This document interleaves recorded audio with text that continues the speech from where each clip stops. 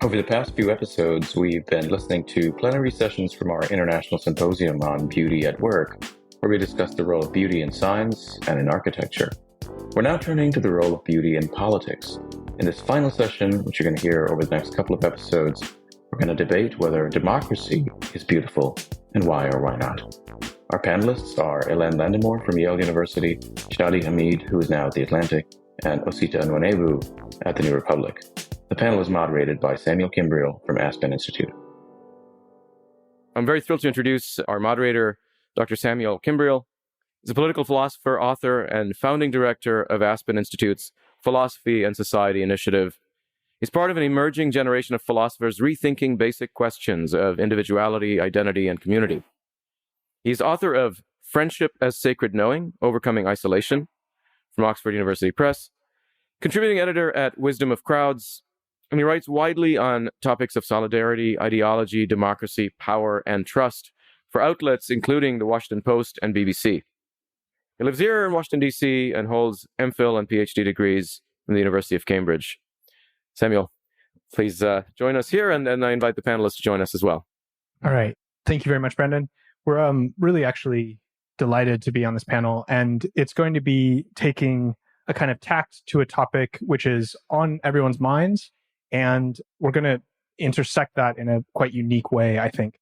All three of our panelists are, I would say, like real experts and at the cutting edge of this conversation about democracy, both in terms of the kind of the evaluative sense, like where are we with our democracies, but also I would say, and like very much to all of their credit, to the constructive side. So I will, just to run through this quickly, I'll introduce our panelists. I'll then give a couple of introductory remarks about how we frame this session, what we're thinking about. Then our panelists will each give like 5-minute discussion about their own view of democracy, whether they think beauty is an appropriate category for democracy, and if so, how. And then we will run into kind of a back and forth with you and among ourselves. I really do want this session to be quite participatory. So when actually, even at the beginning, after each person has given their initial introduction to their own views about democracy, feel free to raise your hands and we'll go ahead and get a mic to you. And we'll take like 1 or 2 questions at that stage. And then after everybody is gone, then we'll also do a lot more kind of interactive discussion. So let me just say a few words, first of all, about the question of beauty and politics. When we think of politics, beauty is not always the first word that comes to mind, I would say. When we think about what we want from politics, it's often other categories, things like stability, neutrality, possibly justice, fairness, economic opportunity. But I will say that the idea of using aesthetic categories for politics goes back to really the beginning of our civilizations. So to take a quick example, as you all, I'm sure, know, there's a great hymn written to the Egyptian pharaoh, Senusret III, and in it, he's praised for all kinds of things having to do with strength and being able to slit people's throats extremely quickly. He's also praised for having divine form. That kind of language of a kind of aesthetic form runs through all kinds of praise of kings, but it also runs through our praise of political systems. So famously, when Plato writes his great work, The Republic, he names the city that he's praising Kallipolis, meaning the beautiful city. And this is like the sort of extended meditation on the Kallipolis. Aristotle uses the word for beauty over 700 times in his work, The Politics, about all kinds of things, but also including things like laws and the state. And then when we think about like more famous things like praising Rome as a beautiful city or like Ethiopia as a beautiful land, are these things about the landscape itself or are they somehow about the civilization? So that's just to say, praising politics as beautiful seems strange, but it is also very common and something that seems to get down to something important, which we can talk about. We also, the last direction to come into this topic, we live in a time of real political passion, and language like beauty sort of takes the idea of politics out of the head and sort of into the blood. It makes it so that we kind of remember that politics has to do with love and hate, frustration, and desire. And when Brandon and I were talking about this panel initially, one of the inciting things is the way that the language of beauty is making it into our politics in a kind of troubling way. So I just want to pull out a paragraph from a speech that Viktor Orban, the premier of Hungary, gave in the last 5 years. And I'll emphasize that it's mixing aesthetic and sort of militaristic or belligerent categories together. So he says, "Ours is the world's most beautiful country. God has given us the world's most beautiful language. Our territory is the birthplace of the world's most talented people who make vitamin C from paprika, who make cubes that can be twisted and untwisted, and who fell previously unknown viruses with targeted shots from vaccines." Okay, some stuff. But then he says, this is all very fine, but it is not enough. Beauty, ingenuity, generosity will only make a contented country if they are combined with strength. Let us first have strength and then be right rather than the reverse. Right. So you have these kinds of like attractive themes that have to do with drawing people in through these like implicit sort of deeper senses. But then he says like what this should power is the idea of muscle or strength. So these are very visceral words. And I think the way that I'd like to take this conversation, so we'll be able to talk through some of the unique ways, and our three panelists actually have quite different views about democracy, which I think will make this quite interesting, but all of them really like it. So that's helpful. When we go through this conversation amongst ourselves, but also with you, I just want to say it's very allowable to come to the conclusion, one, democracy is not beautiful. That's not a good category to be using. You could also say beauty should not be in politics at all. We like the just neutrality or just language like justice to describe politics. And then we can also like explore what kinds of categories of beauty do seem appropriate or inappropriate when we're talking about politics as a whole and democracy specifically. So with that said, I will just quickly introduce our panelists and then hand it over. To start with, Hélène will go first. She is professor of political science with emphasis on political theory at Yale, and she leads the Democratic Innovations Program, which is really interesting, and you should look it up. She is author of many relevant and interesting books, especially on themes of democracy, including recently an excellent book called Debating Democracy, in which she argues explicitly that the way out of our current political problems is more democracy rather than less democracy. And then Osita Nwanevu, who's here to my left, is contributing editor at The New Republic and a columnist at The Guardian.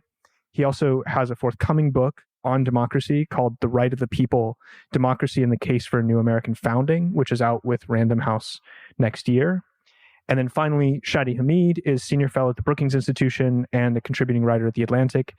He writes very widely on democracy, including explicitly defending what he calls minimalist democracy, including in a book from last year entitled The Problem of Democracy, America, the Middle East, and the Rise and Fall of an Idea. So without further ado, Hélène, if you'd like to begin, it'd be wonderful to hear your comments. Then we can see if there are any quick questions, and then we'll go to Shadi and to Osita. Much for having me, and I apologize for not being there with you in person. So I come at this question as a beauty and democracy as a political space who's rather critical of democracy as we know it. And to my mind, what characterizes electoral democracy is ugliness rather than beauty at the moment. And for that, I would blame a mix of things: partisan politics, which leads to polarization and hatred between groups; the role of money in politics, which corrupts and distorts both soul and policy outcomes; and finally, capitalism and the profit motive, which both seem deeply intertwined with our democratic system and produce disharmonious, consumerist, hyper-extractive, and environmentally unsustainable outcomes. But I do think there is beauty in something that should be, within the democratic ideal, but that's becoming harder and harder to combine in democracies as we know them, which is the fact of coming together as one people and being able to make collective decisions about our common fate in a way that respects the plurality and diversity of our individualities and singular opinions. This coming together in harmony is truly beautiful and inspiring, and it is a promise of democracy that I think we need to reconquer. So that's why my work has been, about trying to reinvent what we mean by democracy and how we institutionalize it. And I just wanted to throw in the discussion a quote that I like very much by W.E.B. Du Bois, the African-American sociologist, historian, and civil rights activist. he understood the nature of democracy as a complete way of life, not just a political system. And he cast the argument for democracy in a way that gives a central role to beauty, it turns out. When I first read him, I thought he was an epistemic Democrat, and I thought, well, just like me, who believe that one of the virtues of democracy is to aggregate knowledge and get all the information that's distributed in the entire populace to generate better outcomes. But it's actually much more than that for him. In a passage from an essay from Darkwater, Voices from Within the Veil, titled "On the Ruling of Men," he argues, he says, I quote, "The vast and wonderful knowledge of this universe is locked in the bosoms of its individual souls. To tap this mighty reservoir of experience, knowledge, beauty, love, indeed, we must appeal not to the few, not to some souls, but to all." End of quote. And what's really striking to me is that what he means by wisdom is a lot more exhaustive and all-encompassing than what I mean by it, which is, he means really things like beauty and love. It's not just information or scientific knowledge or even lived experience. It's truly these aesthetic dimensions as well, and even erotic dimensions, right, in the sense of love-related aspects. So how do we recuperate the promise of democratic wisdom, including wisdom as love and beauty? For that, I place my hopes in an alternative model of democracy that I call open democracy, which is a system in which ordinary citizens, rather than professional politicians, directly or in turn, get to shape the laws that govern all of us. And they do so not just by counting votes, but by deliberating with each other until they can come to an agreement that works for everyone.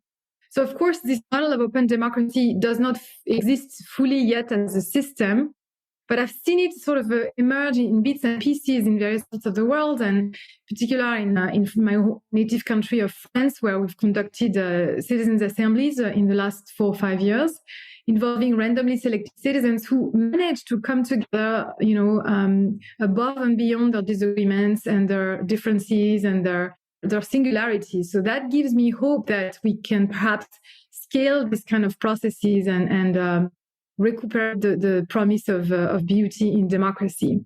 So I would love to give you examples. I hope I'll get a chance to give you examples in the Q&A maybe, because I wanted to keep this relatively short. So that was my main point. Lovely. So are there any quick reactions? Yeah, please. Can we have the mic should come to you. This is our attempt to be not fully aristocratic as we structure this panel. 2 very quick questions. One, does open democracy mean something like democracy by consensus? And 2, isn't it more like proper republicanism to favor the protection of minorities? And democracy, pure democracy, doesn't really respect minorities. Coming together, in harmony and getting to an agreement does seem to require a consensus, but it's not a forced consensus, and it's not a consensus that's meant to crush minorities. And so I think the 2 questions are related in a way. I think this view that democracy means the tyranny of the majority has been very damaging to the way we've sort of institutionalized democracy. I think we've feared so much the tyranny of the majority that we've created systems that are in fact too minoritarian, and instead of protecting vulnerable minorities, they've actually empowered already powerful minorities to the detriment of both majorities and vulnerable minorities. So not saying the tyranny of the majority is not a real concern, but if anything, I think the problem now is rather the opposite, is capture powerful minorities. So just want to say, no, open democracy is meant to do this, right? Now, the group to get to an agreement that everybody can recognize themselves in and let minorities flourish, but not necessarily through the usual sort of constitutional counter-majoritarian devices that in the end empower much more the already powerful than the vulnerable. This is going to be, I think, one of the principal things that we all debate and have tensions around, actually, this specific issue.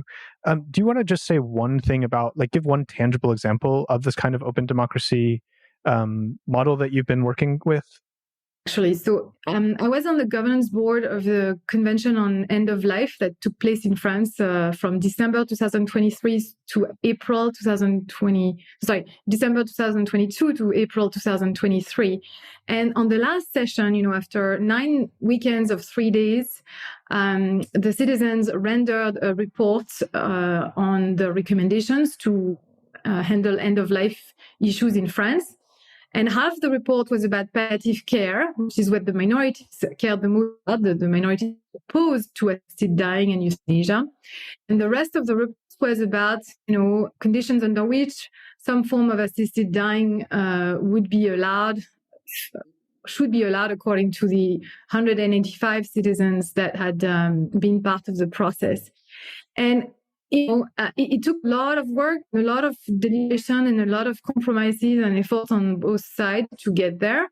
And during the last one of the last meetings, the minority leader, the informal minority leader, the person who was very vocal and fighting for the group, raised her hand and she said, "I want to thank the majority for giving us half of the speaking time and half of the report."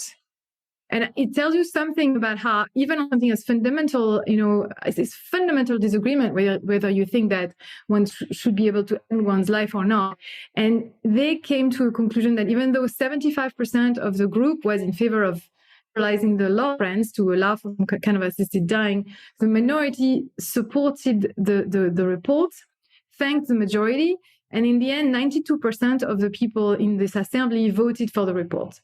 So I think it's an example of how the bonds that were created in this assembly, they were bonds of friendship and love, led to a sort of harmonious, not process throughout. There were moments of conflict and disharmony, but a harmonious outcome, respectful of minority views.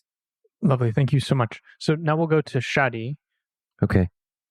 So when I was first invited, the question was really intriguing to me.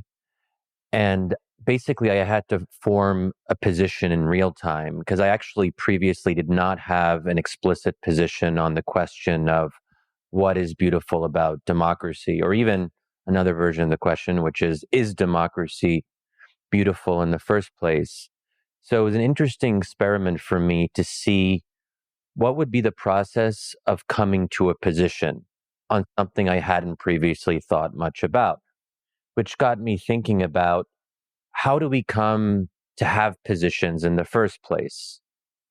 And I think that as I've gotten older, I've come to maybe a tentative conclusion that we don't really have firm political opinions, that we start off with a certain set of moral intuitions and aesthetic sensibilities.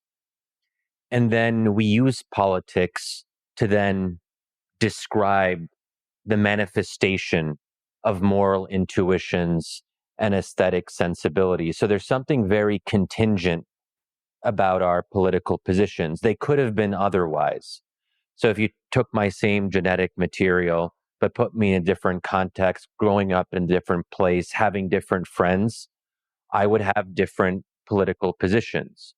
So it's life in this world, me talking to you, I do think democracy is beautiful, but I can certainly imagine counterfactual histories where I wouldn't think democracy is beautiful. I do want to just linger on the aesthetic sensibilities of this.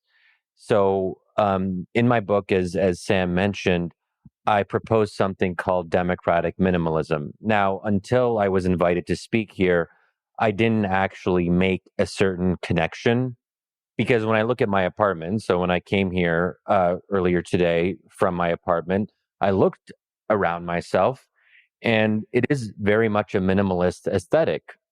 Is there a relationship between the fact that I like democratic minimalism and that I also like minimalist design? Could there be something there? Okay, so that's one thing. I also, when I was invited to speak on this topic, I went back through my Twitter from over the past several years, and I searched for any kind of link between democracy and beauty. Only one thing came up, but I think it was instructive. It was the day after Biden won in 2020, and it was just a very simple tweet. it was, to quote myself, alternation of power is a beautiful thing. So I thought about that. What does it mean to say that alternation of power is a beautiful thing? I think there is something, let's say, minimalist about it.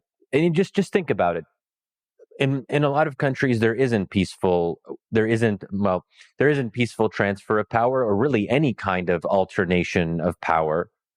So there's also a question here of contrast. Because I have lived under 3 authoritarian regimes, I can make a certain kind of comparison. And with that in mind, democracy seems more beautiful to me than it otherwise might seem if this is all you've ever experienced.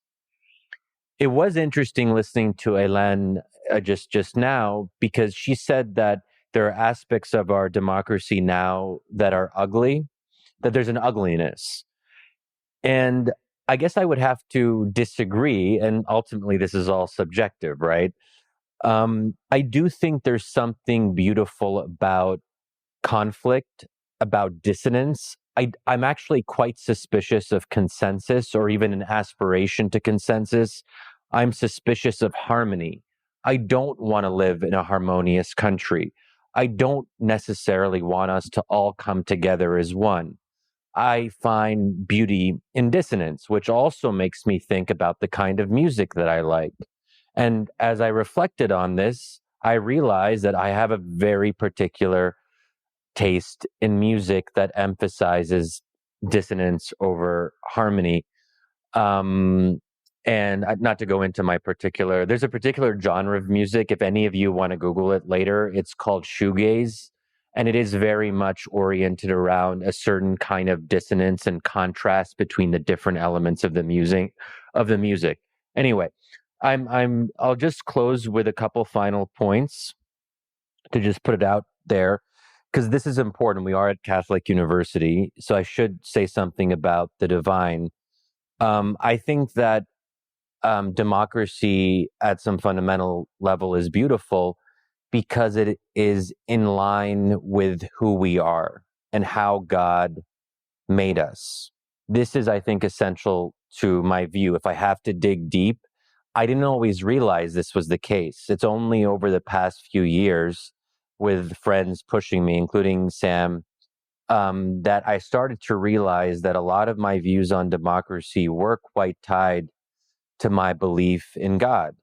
And, so if there is beauty in the divine, which I believe as a believer, then almost by definition, there would be beauty in any system that is more closely aligned with our nature, with our innate disposition, with the way that God meant us to be. And because I have particular views about how God meant us to be, that we should have some control over our destiny, agency to make decisions, that we should be consulted on the things that matter to us, and that there should also be some level of freedom to make choices, because without that freedom, you can't really have virtue and vice. There is a kind of test here. And democracy, in a way, is a test. It's saying that we will give you freedom to make choices, to choose your own leaders. Sometimes you'll make terrible decisions. Sometimes you'll make good decisions, which I think is sort of a microcosm of life. So ultimately, I think that we should interrogate our starting premises on questions of the divine, and that can help us have a better sense of and how we would answer it, which is, what is beautiful about democracy? And here I've given a couple examples that are resonant for me. Any quick questions, reactions that you want to have? This idea of the thing that's beautiful about democracy being conflict? Yeah, up here. I'll this sprightly person run to you. Thanks. I just really appreciate your saying that you distrust harmony and consensus. And I just wonder if you could just say a little bit more about that. That's an interesting observation. Great question, because it might seem counterintuitive at first. So part of it is I don't believe consensus is any longer possible. In the pre-modern period, in certain societies, I believe it was. And therefore, let's say in various Islamic and Christian empires or caliphates and what have you, there wasn't democracy in the way that we understand it today. And maybe that was okay then, because there was a kind of moral consensus in many of these societies. First of all, they tend to be a lot smaller, relatively small populations. And for example, in various Muslim caliphates, everyone believed that Sharia Islamic law was the ultimate source of was the ultimate source of legitimacy. And of course, Sharia came from God, so God is ultimately sovereign in that sense. So, but in the modern period, we don't have any kind of moral consensus about the nature of the good. We live, all of us, certainly all of us in this room, live in diverse, complex, large, populous countries and societies. So with that context in mind, and also the fact that we have unprecedented levels of educational attainment and access to information, this means that we are never going to agree on the foundational questions. And those, of course, are the most important questions because they're foundational, they're existential to one degree or another. So I think we just have to accept that reality that we will never again, at least for the rest of our lives or for the foreseeable future, as far as we can foresee it, be able to return to a place of moral consensus. So that's one thing, that it's just about the way we are and the fact that we have this kind of kaleidoscope of opinions, views, orientations, convictions about the good. And there is something, I think, generative about that, because what comes out of that is a certain level of creativity. You can't really have creativity without some degree of conflict. So part of it is practical, acknowledging that this is the way it is, but part of it is also, and maybe this is just my bias, I do find that there is something generative about being in a kind of conflict with other people. And I see it in my own friendships, my own podcast debates. I always feel more excited and invigorated when the people who I'm talking to are pushing me or challenging me. That's great. So let's go and go to Osita, and then we'll kind of pull this all together into a context where we can actually do some of that, like kind of intellectual tension between a variety of views. So first of all, I'd like to thank the organizers of the Beauty at Work Symposium for inviting me here. I feel truly honored and humbled to be here, largely because I feel like I shouldn't be here. I'm not a scientist, I'm not a philosopher, I don't study aesthetics. I'm here mostly in my capacity as just some guy. A guy who, like most people, likes beautiful things, but really hasn't the foggiest idea what beauty is or means. I don't know. So let's start there. What does it mean for something to be beautiful? The report this conference was convened around, of course, doesn't offer us the definition of the beautiful or clear consensus from the scientific community about what beauty means. But it does helpfully remind us of the ways that beauty defies clear definition. We say we find the beautiful in symmetries and asymmetries, in systems and objects both elegantly simple and impressively complex. Beauty is a word that we give freely to very dissimilar things. And even when we come to agreement that certain works of visual arts or pieces of music, landscapes, or people are beautiful, we may well differ on the attributes that have earned them that distinction. All this is to say that I can't say much at all with confidence about the beautiful. But like everybody else, I do have certain basic intuitions about all this. First off, it seems to me that beautiful things are appealing. They're pleasurable to our minds and senses. Not the most interesting observation, of course, but that is at least a bit of firm ground to stand on. It also seems to me that the things that we call beautiful are often rare or difficult to access. Most of us seem quite sure that most art, music, landscapes, and people are not beautiful. There are those who encourage us to see beauty in the everyday and commonplace as though they disagree. For all I know, which isn't much, they may well have grounds for doing so. But I think even they would concede that finding beauty in the everyday takes work, that it's a way of thinking about your experiences and surroundings that doesn't come easily, that to stop and smell the roses, one does actually have to stop, and that stopping to observe and admire something for its own sake amidst the chaos of life is hard. The sun's rise may well be beautiful on all or most days. Seeing it, unfortunately, is a rare treat for most of us. So this is beauty partially sorted. Beauty is either rare or not easily appreciated. Beauty is appealing. But we don't find the same things appealing or find them appealing for the same reasons. On July 16, 1945, a man by the name of Thomas Farrell wrote in his journal about the extraordinary sights he'd witnessed over the desert landscape in New Mexico's Trinidad del Muerto basin that morning. The whole country, he wrote, was lighted by a searing light with the intensity many times that of the midday sun. It was golden, purple, violet, gray, and blue. It lighted every peak, crevasse, and ridge of the nearby mountain range with a clarity and beauty that cannot be described, but might be seen to be imagined. It was that beauty that the great poets dream about, but describe most poorly and inadequately. That great beauty had been produced, as the physicists here may already know, by the Manhattan Project's Trinity test, the first ever detonation of a nuclear weapon. And like Farrell, the project's deputy commander, there have been many people, sometimes despite themselves, wanting to think or feel differently, who have found beauty in destruction or chaos, bloodshed and violence, sometimes, as in Farrell's case, literally in the weapons and wages of war. Beauty appeals to the senses, but whose senses? Who is the perceiving subject? The wonders of nuclear physicists were not experienced as beautiful by those on the ground in Hiroshima and Nagasaki. Some of the luckiest of those who experienced those events, who saw all that Farrell saw up close, never made use of their eyes again. Far less grandly, we might think here about our own dress, all we do to make ourselves presentable and attractive, a bit more beautiful in the course of our everyday lives. It probably behooves us to wonder, when we buy a dress or a shoe that's fetching to our eye, whether the worker is working for half a pittance, some of them children, stitching them together by the thousands day in and day out, see them in quite the same way that we do. Beauty in some is a troubled tangle. It vexes and beguiles, and it reminds me in this way of democracy. We've all been wrestling with that word in this country for the last couple of years and the last couple of centuries. Like beauty, it's deceptively simple, freighted despite its attractive features with a real darkness.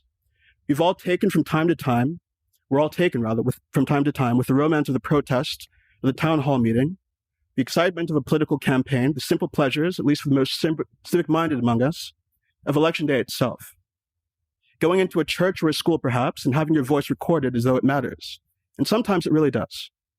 But to take democracy as seriously as an idea is to acknowledge the ever-present risk that when all the bunting and balloons have been taken down, the smiling volunteers have gone home, and the last I voted sticker has been handed out, we might find that we or our fellow citizens have chosen people who will do ugly and terrible things, or may have chosen those things ourselves.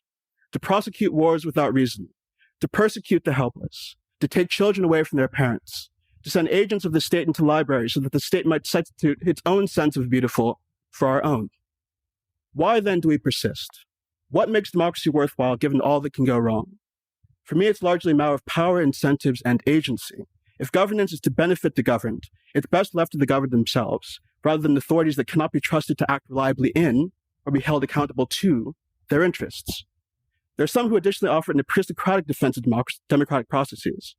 Given all the collected knowledge and the diversity of perspectives we bring to the table when we make decisions together, it is plausible that the masses are more likely to be right than wrong in their judgment, or more right than the few or individual ruler acting alone would be. But as much as these views might have to recommend them, there's an aesthetic dimension to democracy that they leave aside. There's much discussion upon the death of Queen Elizabeth last year about the sublime character of monarchies, even ones reduced to figurative status, the traditions that make the British royals so important to many, all of the symbolism that was on display during King Charles's coronation. And I fully concede that there are things that one might find beautiful in all the pomp and circumstance of all that. But to my mind, hereditary monarchy is a system in itself, is a grubby and small thing. The crown jewels sparkle brightly, but what you have in a monarchy is a system of rule built around getting the right people to copulate with each other. It is a simple and sordid business that never really changes. Democracy, by contrast, is something at once stranger and more grand. Thousands or millions, and all of their differences and mutual hostilities somehow, implausibly, acting together to collective ends. A system that is not only buttressed by its own strange rituals and ceremonies, but that often seems quasi-mystical even in substance. Consider the concept of representation, the idea that people might be chosen to go to some faraway place and act in our stead, perhaps as though we ourselves would have. Anyone who's ever tried to get a hold of their congressman knows, as a democratic theorist does, how fraught this idea can be in practice. And part of the trouble is that we're not really sure how close the resemblance is supposed to be between ourselves and our representatives. Is a representative body truly, in the ideal form, a true mirror of the public at large, warts and all? Or are our representatives supposed to be refined and improved versions of ourselves, the public rendered, in a sense, more beautifully? These are questions of political theory, but I call them aesthetic ones too because they are, importantly, also questions of perception. And it seems plain today that one of democracy's main problems is an image problem. I don't know that most Americans would say that democracy as they experience it or believe they experience it is beautiful.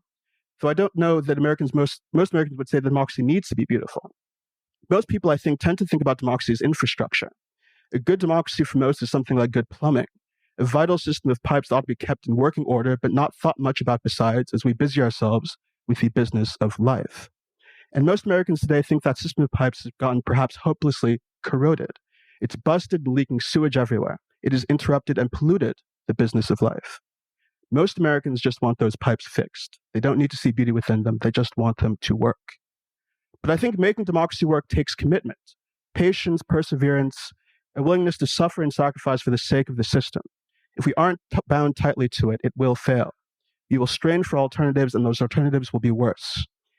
It would be good, given this, if we could develop an understanding of democracy that puts something like beauty at its center, to see it as more than just plumbing, more than just infrastructure, to develop a sense that it might do grand and extraordinary things for us, because I think it might. Democracy, at the end of the day, is about taking responsibility for our own existence, not shoving that responsibility onto someone else. We fail and we learn and we grow together. If there's a way we improve as human beings, that is it. I don't know that I would say democracy is beautiful, but it is a well from which beauty might spring.